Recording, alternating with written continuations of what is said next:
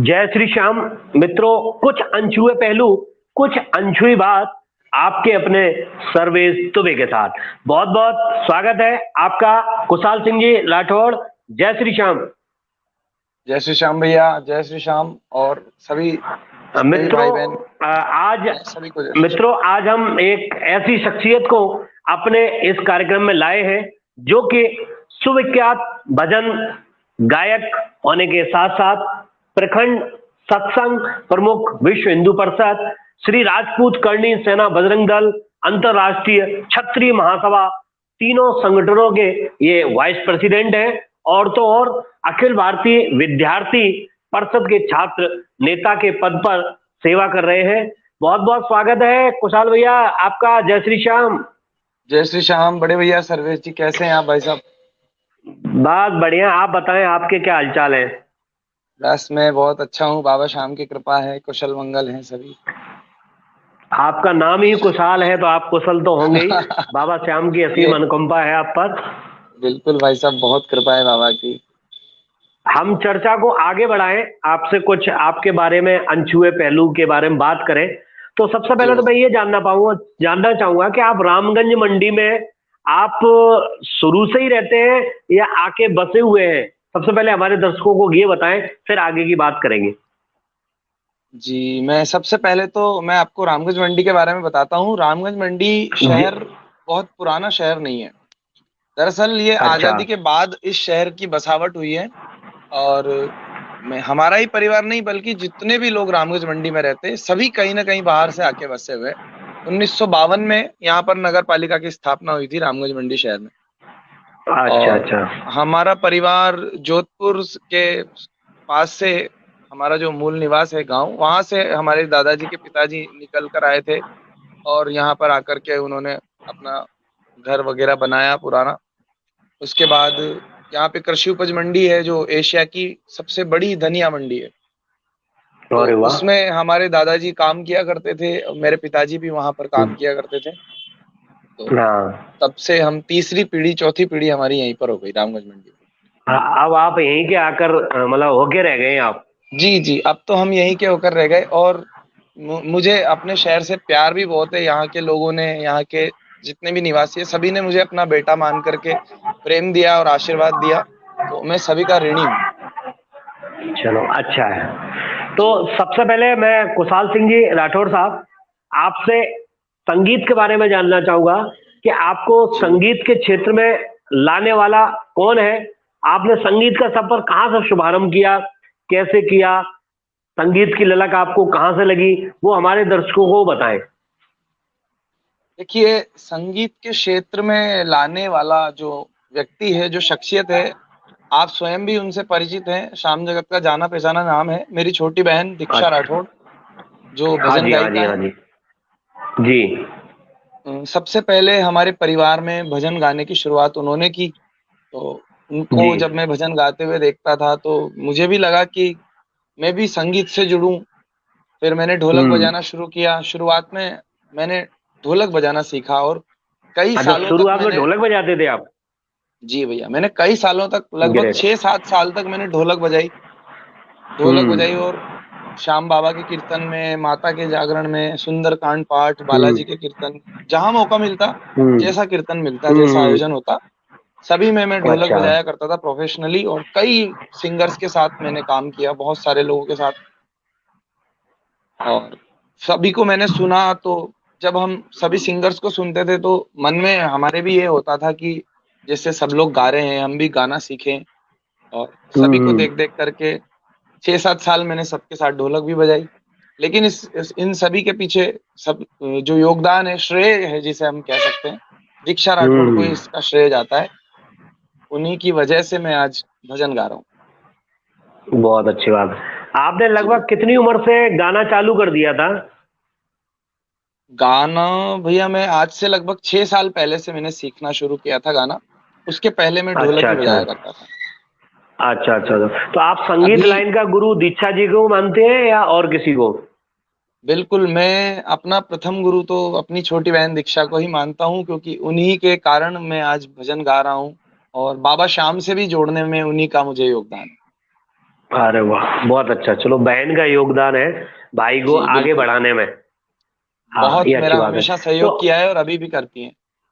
अच्छा, तो मैं आपसे सबसे पहले ये जानना चाहूंगा कि आपने सबसे जी। पहला भजन कौन सा गाया था?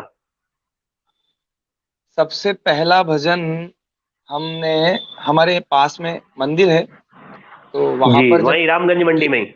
जी भैया घर के बिल्कुल पास ही है, तो यहाँ जी जब वहां पर सुंदरकांड के पाठ या कीर्तन हुआ करते थे, तो जी जी। मैंने दीक्षा के मुंह से ये भजन सुना था, कीर्तन की है रात बाबा आज थाने आनो है। तो और ये मेरा पसंदीदा भजन भी है, और जब कहीं जहां कहीं भी मैं भजन गाने के लिए जाता हूँ तो कीर्तन में मेरी हाजिरी होती है, मैं सबसे पहले यही भजन गाता हूँ हर हाँ, जगह। ये तो भजन एक ऐसा भजन है कुशाल भाई, कि चाहे छोटी भजन संध्या हो या बड़ी भजन संध्या हो, चाहे घर में कार्यक्रम हो रहा हो या रोड पे हो रहा हो या किसी गार्डन में हो रहा है या मंदिर में हो रहा है, कहीं भी कार्यक्रम हो रहा है, ये एक ऐसा भजन है कि जब तक भजन ये नहीं होता है तब तक ऐसा लगता है कि बाबा आया नहीं है, हाँ, श्याम थोड़ा प्रभु अधूरा सा आए महसूस नहीं है। करते हैं हम लोग। हाँ हाँ। जी भैया। तो तो मैं आपसे उस भजन को गुनगुनवाना चाहूंगा जो आपने सबसे पहले भजन भजन संध्या में गाया था। बिल्कुल मैं कोशिश करता हूँ, और जैसा आपका आदेश है। स्वागत है। कीर्तन की है रात, कीर्तन की है रात, बाबा आज थाने आनो है। कीर्तन की है रात, कीर्तन की है रात, कीर्तन की है रात, बाबा आज थाने आनो है। मारो गोल निभानो है। कीर्तन की है रात, कीर्तन की है रात, बाबा आज थाने आनो है। कीर्तन की है रात। क्या बात है, ये बहुत मेरा अच्छी। पसंदीदा भजन है भैया, और हर जगह जहां भी मैं गाना गाना भजन गाने जाता हूँ, इस शुरुआत में भजन इसी से के करता लिए तो इस भजन के लिए तो मेरे हिसाब से कुशाल भाई शायद ही कोई ऐसा सिंगर हो या कोई श्याम भक्त हो जो ये न कहे कि ये मेरा पसंदीदा नहीं है। हूँ। अगर बिल्कुल, ये भजनों की जब भी बात एक चले, अमर रचना है। भजनों की, जी, एक मतलब बड़ी अनूठी रचना है, बहुत अच्छी रचना है। और ये वास्तव में ये चमत्कार है कि जिस भजन संध्या में ये भजन रखा जाए तो बाबा स्वयं सभी को दर्शन देने के लिए आते हैं, ऐसा मानना है पधारते हैं भक्तों का। अवश्य। बिल्कुल, और हम्म। हमें महसूस भी होता है ऐसा। तो कुशाल भाई, अपने ये जो खाटू धाम के बारे में, श्याम बाबा के महिमा के बारे में आपको भजन संध्या से ही पता चला या आपको पहले जानकारी दी? जैसे हमारा श्याम बाबा का मंदिर खाटू धाम में है, सेठों का सेठ सांवरा है, तो ये बातें आपको कहाँ से मिली? कैसे परिचय हुआ श्याम बाबा से, नाम से?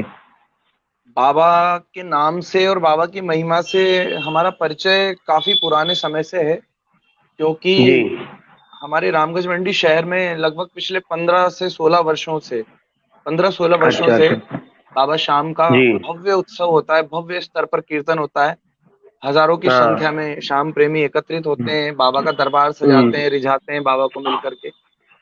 तो हम हम्म। बाबा के नाम से पिछले कई वर्षों से परिचित हैं, 15 लगभग 15 16 वर्षों से। लेकिन अच्छा अच्छा अच्छा। हमें ये पता नहीं था कि खाटू श्याम जी क्यों कहते हैं इनको। खाटू गांव में बाबा का मंदिर स्थापित है, और बाबा की महिमा क्या है, इनकी कथा क्या है, इसके बारे में हमें हम्म। जानकारी नहीं थी। हम केवल तो नाम ये सुनते थे कि खाटू श्याम जी का जागरण है। तो जब तो ये हमारी, जानकारी कहाँ से मिली आपको?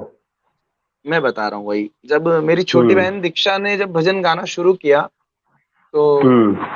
जब वो पहले उसने माता के जगरातों में गाया, और हमारे कोटा शहर में माता के जगराते ज्यादा हुआ करते थे पहले। अच्छा अच्छा। तो दीक्षा माता के जगरातों में अपनी हाजिरियां दिया करती थी, तो एक दो बार वो उसका बीच में जयपुर भी कीर्तन करने का उसको मौका मिला श्याम बाबा के कीर्तन में। तो वहां पर जी। उसे किसी और सिंगर के माध्यम से बाबा की महिमा का पता चला, बाबा की जो जानकारी है उसके बारे में उसे पता चला, तो उसने मुझे आकर के बताया कि कुशाल भाई, बाबा शाम का दरबार है खाटू गांव में, वहां पर हम्म। अगर हमने एक बार हाजिरी लगा दी, अपने शीश को उनके चरणों में झुकाया, तो फिर दुनिया में हमारे शीश को कहीं झुकने नहीं देगा वो। तो बल्ले बल्ले हो गई। हाँ, जिस दिन से हम बाबा की शरण में आए हैं उस दिन से आनंद ही आनंद है। और हम हम्म। प्रयास ये करते हैं कि हमारे रिश्तेदार, हमारे मित्र, जितने लोगों को हम ज्यादा से ज्यादा बाबा के चरणों से जोड़ सकें, अधिक से अधिक लोगों को हम बाबा श्याम के चरणों से जोड़ने का प्रयास करते हैं। और हमारा यही लक्ष्य होता है कि ज्यादा से ज्यादा लोग जय श्री श्याम बोले, बाबा की भक्ति करें। जब मतलब आपके जो भी रिश्तेदार मिलते होंगे तो आप उनको मेरे हिसाब से इस भजन की लाइनें जरूर सुनाते हो। जब से मिला है मुझे ये दरबार, अपनी तो दुनिया अपनी तो बदल दुनिया गई बदल यार। गई यार, चांदी चांदी चांदी चांदी हो गई। चांदी हो हाँ गई मेरी चांदी चांदी। क्या बात है, अच्छी बात है। बिल्कुल। श्याम, अच्छा, देखिए, खाटू धाम जाना होता है क्या? अभी तो खैर कोरोना चल रहा है तो वैसे ही नहीं जा पा रहे हैं। वैसे आपका प्राय कब जाना होता था? एकादशी को या जब भी हम समय मिलता था तब जाते? हर एकादशी को बाबा के दरबार में दर्शनों के लिए मैं जाता था। और उसके अच्छा, चाहे अतिरिक्त वो भी जब कृष्ण पक्ष मुझे की जब हो चाहे मौका शुक्ल मिले। पक्ष की हो। नहीं, शुक्ल पक्ष की प्रत्येक एकादशी को तो हम सभी जाते ही हैं। जी। वैसे बीच में अगर कभी अतिरिक्त, इसके अतिरिक्त भी अगर मुझे कभी मौका मिलता है तो कभी महीने में 2 बार 3 बार भी बाबा के चरणों में हाजिरी लग जाती है। वरना अच्छा, शुक्ल चलो। पक्ष की प्रत्येक एकादशी को हम सभी और मेरे कई मित्र रामगंज मंडी से 50-60 की संख्या में हम लोग जाते थे। और वाह, काफी लोगों की तादाद जाती है भक्तों की। जी हाँ। अच्छा, क्या बात है। और आप भजन से, हाँ बताएं, क्या कह रहे थे, कुछ कह रहे थे आप? और मतलब मैं अपने मुझे इस बात की खुशी होती है कि मेरे जितने भी मित्र हैं, जहाँ जिन हम्म। लोगों के साथ मेरा उठना बैठना है, मेरा व्यवहार है, मेरे सारे जी। मित्र सभी श्याम बाबा के भक्त हो गए। ये मेरे लिए बड़ी खुशी की बात क्या बात है, चलो अच्छी बात है। आपने अपने भक्ति में मतलब उनको खींच लिया और श्याम प्रभु से मतलब मिलवा दिया। है। बिल्कुल, मैं मेरा सौभाग्य समझता हूँ इसे कहीं ना कहीं कि मैं अपने मित्रों को बाबा से जोड़ने में, बाबा ने मुझे माध्यम बनाया, तो ये मेरा सौभाग्य है एक तरह से। बहुत अच्छी बात है, बाबा की कृपा आप पर बनी रहे, आपके मित्रों पे बनी रहे, आपके परिवार वालों पे बनी रहे, खासकर दीक्षा आप पर जी भी पे बनी बने रहे रहे। भैया, और आप पर भी धन्यवाद। बनी रहे।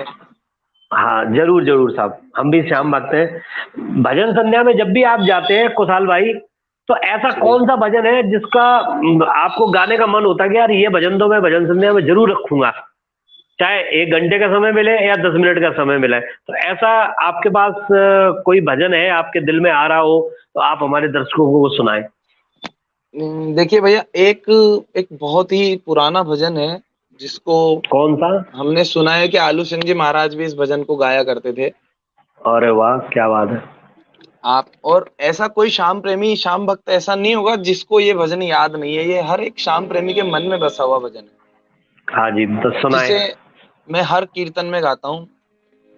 जी। दीनानाथ मेरी बात छानी कोनी तेरे से, दीनानाथ मेरी बात छानी कोनी तेरे से, आखड़ ली चूरा कर बाबा जासी कठे मेरे से, आखड़ ली चूरा कर बाबा जासी कठे मेरे से, बालक हूँ मैं तेरो श्याम मुझको निभाय ले, दुखड़े को मारो मने कालजे लगाय ले, पथ दिखला दे बाबा काढ़ ले अंधेरे से, आखड़ ली चूरा कर बाबा जासी कठे मेरे से। क्या बात है, और बहुत बढ़िया। जैसे ही हम, मैं या कोई भी और अन्य सिंगर भी, जैसे ही हम इस भजन को गाना शुरू करते हैं तो एक ऐसा वातावरण बन जाता है कि हर एक प्रेमी के मुख से इस भजन की पंक्तियां अपने आप निकलने लगती है। और एक एक विशाल माहौल सा बन जाता है, चाहे हम 5 लोग बैठे हो चाहे 50 लोग बैठे हो, लेकिन हर एक प्रेमी इस भजन को जब गाता है तो बाबा की कृपा महसूस होती है। एक भजन मतलब एक आप नया भजन गाओ और एक परिचित भजन गाओ। तो परिचित भजन जो आप परिचित भजन से मतलब हुआ, तात्पर्य हुआ मेरा कि जानकार वाला भजन, जो ऑडियंस में जो भक्त बैठे हैं, श्रद्धालु बैठे हैं, अगर वो भी भजन गाते हैं ना तो और अच्छा मतलब भाव बनता है, भाव भाव आता बनता है है बिल्कुल। जब तक भजनों के देखो अंदर। भैया, कहते हैं ना कि ताली दोनों हाथ से बजती है। तो सही जब है, सही कोई है। भजन गायक गाए, उसके साथ में अगर श्रोता भी उस भजन को गा करके बाबा को एक साथ रिझाएं सारे, तो हम्म। उस कीर्तन में और आनंद बढ़ जाते हैं, कीर्तन में 4 चांद लग जाते तो मेरा प्रयास भी हाँ यही ये रहता बात। है कि जितने भी श्याम भक्त श्याम प्रेमी कीर्तन में उपस्थित रहते हैं, मेरा प्रयास यही रहता है कि हम्म। सभी गाएं और सभी मिलकर के बाबा को रिझाएं। ये बात, यही होना चाहिए। ज्ञानी जी, से ज्ञानी मिले तो करे ज्ञान की बात, करे ज्ञान वो की वाली बात, बात है। वही बात। हाँ ये बात है। अच्छा, कभी कभी ऐसा भी होता है कुशाल भाई कि आप किसी कार्यक्रम में जाते हैं, मंडल वाले कहते हैं कुशाल भाई आपको 2 घंटे गाना है, आपने 2 घंटे जी भैया। गाया, माइक रख दिया, तो कभी कभी ऐसा भी होता होगा कि जब आपका समय मतलब समाप्त होने का आया, मतलब आप गा चुके हैं, उसके बाद श्रद्धालुओं की आवाज आ रही है वंस मोर, यानी कि एक भजन और हो जाए, एक भजन और हो जाए। तो ऐसा कोई भजन रहता है क्या आपके पास उस समय फिर सुनाने के लिए? पब्लिक में से ऐसी क्या डिमांड आती है, कौन से भजन की डिमांड आती है, वो हमारे दर्शकों को सुनाए आप। देखिए भैया, एक आपने जैसा कि अभी मुझे मेरे बारे में कहा था कि मैं विश्व हिंदू परिषद बजरंग दल में एक छोटा सा कार्य हम्म। करता हूँ। तो हम्म। जब मैं अयोध्या गया था पहली बार 2016 में, जी। तो श्री राम जन्मभूमि का मैंने वहां पे दर्शन किया 2016 में। और जी। उस समय जन्मभूमि के ऊपर मंदिर का निर्माण हो, हमारे मन में ये इच्छा है। और हर एक सनातन धर्म के अनुयायी में, हर एक हिंदू के मन में यही इच्छा थी कि श्री राम जन्मभूमि जी। पे जी। भव्य मंदिर का निर्माण हो। तो उस वक्त जब मैंने प्रभु जी। श्री राम को एक छोटे से टेंट में बैठे हुए देखा था, तो हम्म। वहां से दर्शन करके जब मैं वापस होटल आया, वहां पर अपने रूम में बैठ करके मैंने 2016 में एक भजन लिखा था, जिसे मैं कौन सा? हर कीर्तन में जहां संभव होता था मैं इसको सुनाता था। और अभी मैंने हम्म। शिलान्यास के एक दिन पहले 4 अगस्त को मैंने उस भजन को रिलीज भी किया था यूकी म्यूजिक से। आपने भी सुना जी होगा जी उसे, हाँ। हम राम जी वाले हाँ हैं। जी। और हम। सभी लोगों का बहुत प्रेम, बहुत आशीर्वाद मुझे उस भजन पर मिला। तो तो मैं अधिकांश ये कीर्तनों चाहूंगा, में ऐसा होता है। वैसे तो आप भजन के मुखड़े और अंतरा सुना रहे थे, लेकिन जो आपका ये भजन है ना, अभी जी एल्बम भैया, आया है सुनो जी हम राम जी वाले हैं, तो उस भजन को आप पूरा रख सकते हैं क्या, अगर आपके पास अभी अवेलेबल हो, एट बिल्कुल। प्रेजेंट में मैं आपको एक याद हो चीज फुल? और भैया, जब भी बहुत से हम्म। सिंगर्स को आपने देखा होगा कि लोग जब भजन गायक गाते हैं, तो वो सामने डायरी स्टैंड के ऊपर डायरी रख के गाते हैं। अरे मैं और सिंगरों की क्यों बोलूं, मैं तो खुद की। अगर मेरे को आप अभी बोल दो ना कीर्तन की है राधा बाबा आज थाने आने हो दुबे जी आप सुनाओ, तो गारंटी है कि एक अंतर ही सुना पाऊंगा, दूसरे के लिए तो डायरी देखनी पड़ेगी मेरे को। कई सिंगरों की क्यों बात करें, हम अपनी बात कर रहे हैं।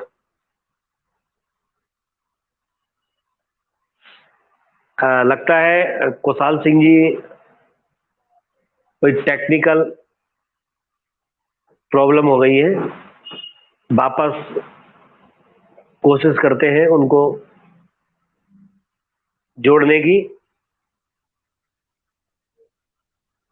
हाँ जी, बीच में नेटवर्क प्रॉब्लम हो गई थी कुशाल भाई। हाँ, थोड़ा सा नेटवर्क इशू हो रहा है भैया, क्षमा चाहूंगा उसके कोई लिए। बात नहीं, ये जी असामाजिक भैया। तत्व है, ये डिस्टर्ब करते रहते हैं, और अब हम इन पे आधारित हो गए इसलिए ज्यादा परेशान करते हैं। हम किसी चीज पे बिल्कुल। आधारित हो जाए ना, तो वो चीज हमें ज्यादा परेशान करती है। तो वही मैं आपसे कह रहा था एक बात, कि मैंने सबसे हम्म। महत्वपूर्ण बात जो अपनी छोटी बहन दीक्षा से मैंने सीखा है। जी। आपने कई मंचों पे हमें दोनों बहन भाइयों को गाते हुए देखा है, जी। उसे जी। भी आपने कई मंचों पे गाते हुए हाँ जी। देखा है। और हाँ जी। हाँ मैं जी। तो बहुत सी चीजें तो मैं सर्वेश जी दुबे से सीखा हूँ कि मंच पर कॉन्फिडेंस के साथ कैसे खड़ा हुआ जाता है, जी। कैसे ऑडियंस से बात की जाती है। तो मैं आपसे भी बहुत कुछ सीखा हूँ। मैंने सबसे पहली चीज दीक्षा से यही सीखी है कि बिना डायरी के भजन कैसे गाए जाते हैं, कैसे परफॉर्म किया जाता है। तो जब हम्म। हम दोनों बहन भाई जहां भी परफॉर्म करते हैं, हमारे पास आज तक कोई डायरी नहीं होती है। कभी डायरी बनाने का काम ही नहीं रखा, कीर्तन में डायरी लेकर के जाना ही नहीं।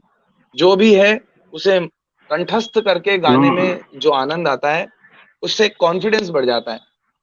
तो कॉन्फिडेंस तो बहुत बड़ा बेनिफिट है कि आप कहीं भी गा सकते हो। हमारे पास डायरी नहीं है तो हम चूक जाते हैं। अभी जैसे हम गांव में गए थे, वहां पे जी काफी पुराने लोग बैठ गए थे हारमोनियम लेके 4-5, बोले सर्वेश सर्वेश भजन सुनाओ भजन सुनाओ।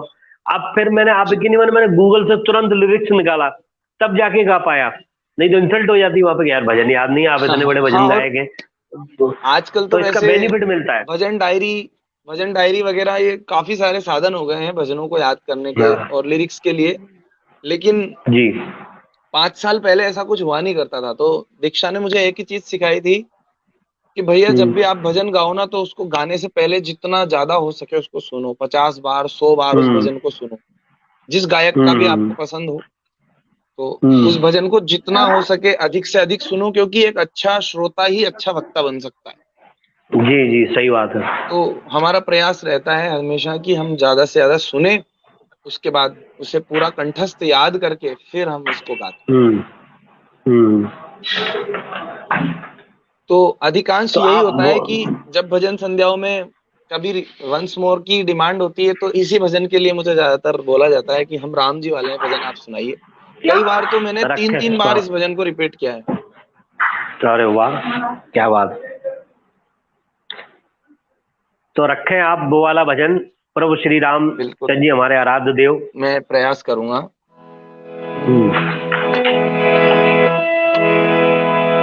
सुन लो दुनिया वालों, सीना ठोक के कहने वाले हैं। सुन लो दुनिया वालों, सीना ठोक के कहने वाले हैं। हम राम जी वाले हैं, सिया राम वाले हैं। हम राम जी वाले हैं, सिया राम वाले हैं। पत्थर सारे कट ही चुके हैं, मंदिर भी बन जाएगा।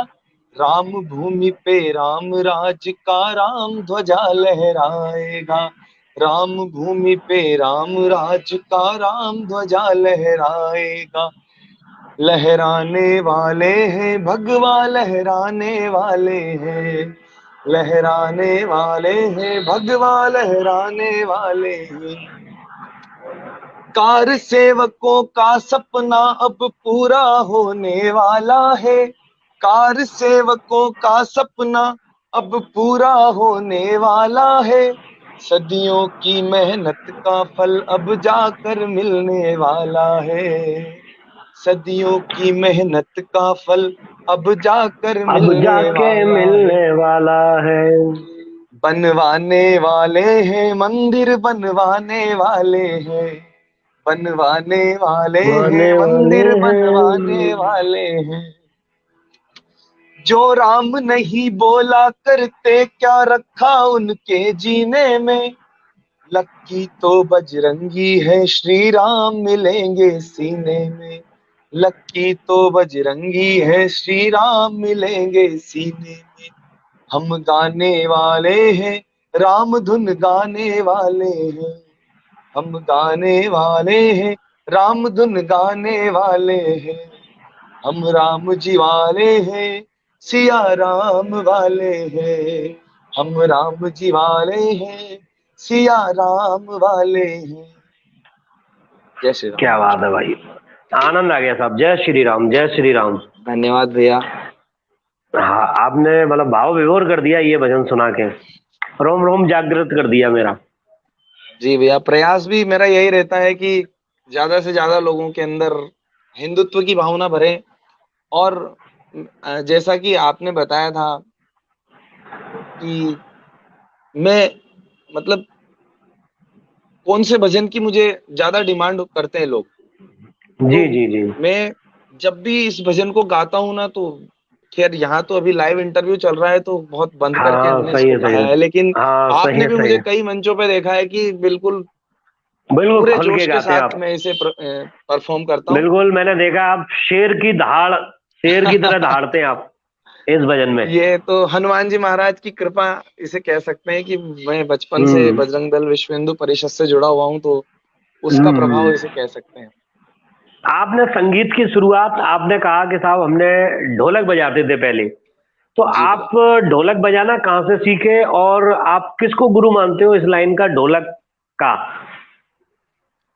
देखिए, ढोलक बजाना मैं ऐसे सीखा कि हमारे यहाँ पर हमारे कॉलोनी के ही कुछ बुजुर्ग, हमारे पिताजी के मित्र, हमारे पिताजी भी श्री रामचरितमानस सुंदरकांड का पाठ किया करते थे।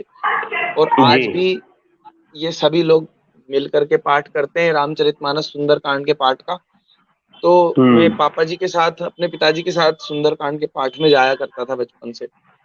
तो अच्छा, सबसे पहले तो मैंने मजीरे बजाना सीखा वहां पे। उसके मजीरा बना बाद बजाना भी एक बहुत बड़ी कला है भाई साहब। कला है, उसे हर मजीरा कोई नहीं बजाना भी, बजा सकता। हाँ, बस बस और ताल के साथ तो, सुंदरकांड में तो ताल कभी से कभार ताल लय मिलाना। बहुत बहुत ऊपर लय जाती है, बहुत तेजी, बहुत गति में, बहुत लय के सही साथ। है, सही तो है। मैं मजीरे बजाया करता था। तो एक भैया हमारे गुरुदेव हैं ओम प्रकाश जी चौहान, जो हम्म। भवानी मंडी रहते हैं, रामगंज मंडी से 35 किलोमीटर दूर। अच्छा अच्छा। तो वे कभी कभार सुंदरकांड में ढोलक बजाने के लिए रामगंज मंडी आया करते थे हमारे मंडल में। जी। तो वो इतने अच्छी ढोलक बजाते हैं और बहुत ही उम्दा ढोलक प्लेयर हैं। और एक अरे जी वाह। न्यूज पे एक शो हुआ था टैलेंट हंट के नाम से हम्म। 2019 में। अच्छा। उस पे जी न्यूज चैनल के विनर रहे थे वो, ढोलक में पूरे हम्म। राजस्थान में प्रथम पुरस्कार उन्होंने प्राप्त किया था। और राजस्थान हम्म। की मुख्यमंत्री वसुंधरा राजे सिंधिया जी ने उन्हें सम्मानित किया था। अच्छा अच्छा तो अच्छा। वो मेरे गुरु रहे हैं ढोलक के, उन्होंने मुझे बहुत सिखाया, बहुत बारीकियों से मुझे, गहनता से मुझे ढोलक बजाना सिखाया। उसके अरे क्या बाद बात है। उसके बाद मैंने कई सालों तक कोरस भी किया अपनी छुट्टी में। मैं कीर्तनों में जाता तो मैं कोरस करता था। जी। तो उसके साथ